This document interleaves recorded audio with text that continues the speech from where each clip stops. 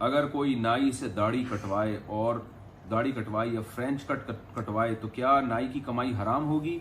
और अगर नाई इंग्लैंड में गैर मुस्लिम की दाढ़ी काटता हो तो क्या हुक्म होगा? जमान साहब पाकिस्तान से।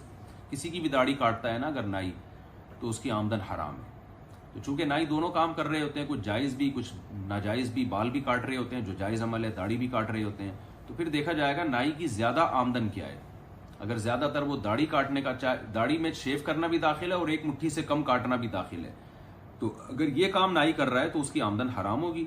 यानी गालिब यानी दाढ़ी काटने की तो बहरहाल हराम है, लेकिन दूसरे आदमी के लिए हुक्म ये होगा कि देखा जाएगा कि इसकी आमदन में हलाल ज्यादा है या हराम।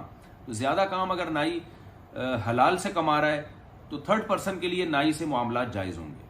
अगर नाई का ज्यादा काम हराम है, ज्यादातर दाढ़ी काटने का अमल कर रहा है, तो फिर थर्ड पर्सन के लिए नाई से माली लेन देन ये जायज नहीं होगा।